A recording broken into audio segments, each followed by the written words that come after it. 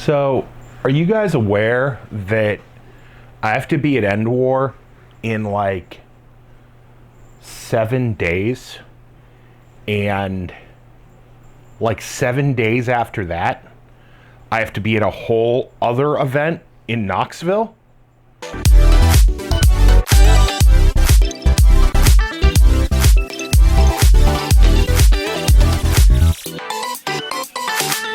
Endwar, Blitzfire, they're like functionally back to back. Blitzfire is the 26th, so that makes Endwar like the 18th, 19th, and 20th. And I guess I'm ready, but like not as ready as I want to be. So let's get through these loadouts so I can get back to work. This, as we've discussed, is the Panic Axe. It is a battle axe with a sidecar mounted panic button. We've made a couple more changes since you saw it last. We've done some new cable routing just to clean things up a little bit. Quick disconnect like before, but you'll notice our control box is no longer right here because we've moved it down here on the knuckle duster. The reason for this being, I can now shoulder the device, prime the device, fire the device, but I never have to take my hand off of the main switches, right? Everything is always in the control cluster. It makes it real easy to turn this on and off. It makes it real easy to fire that solenoid, and I maintain my ability to utilize the battle axe for its original function. So, very happy with this. Really looking forward to shooting at some Zambles with it. Pretty pleased. Think we're gonna get good tags. Or we're gonna get tagged mission 1 and go back to the Airbnb for bourbon. That is also a possibility. Okay, also coming with us, OFD's new offering, the Hana, I believe is how it's pronounced. It is 3 in Korean, I believe. This is great. It's a spamfoid replacer. It's very comfortable. It's now in full release, and you can put your hands on it, but I don't think the parts kit is available anywhere yet. That's still being worked on, but there is a bill of materials, and you could build one. I really, really like this thing, and I'm going to encourage people to build them when they become available, because the world's Falcon fire gauge is getting a little low, and eventually we're not going to be able to build these, and truthfully they kind of deserve to hang on the wall with that FDL for what they meant to the hobby. But right now we're going to talk about stuff. Hana, love it. Rook. We talked about it in the last loadout stuff. We're going to talk about it again right here. This one was made for me by Alex at Detroit Dart Works for Detroit Dart Talks Secret Xanta 24. It's got my name on it. It's got my face on it twice. I love it like a fat kid loves cake, and it's going. Alongside it is the new offering from Detroit Dart Works. This is Bahamut. Bahamut is also a core-based blaster, but this is utilizing the new gear core. This, ladies and gentlemen, is a teeny tiny Griffin. I'm a big fan, and it is getting a new shell to match this. In addition to my loadout for Endwar, I was asked by Devin, the owner of B&B Indoor Foam Arena, where we're doing Blitzfire Reloaded on the 26th, if I could get his son a loadout ready to go for Endwar. And I just kind of laughed at him and asked what he wanted, and he was like, I don't know. And I was like, cool.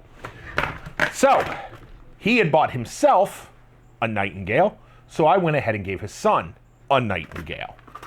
Mags will be the same. They'll be interchangeable. It's great. I will say, we found out today, as I am recording this, that the Charlotte Outdoor Gaming Club is going to require a muzzle extension on these Nightingales for their event. I'm a little frustrated because we're like a week out, but it's cool. I'm just going to print like 12 or 15 of them and put them in my pocket for people so that we don't run into issues. I am pairing it, of course, with an Armstrong Accessories holster system, right?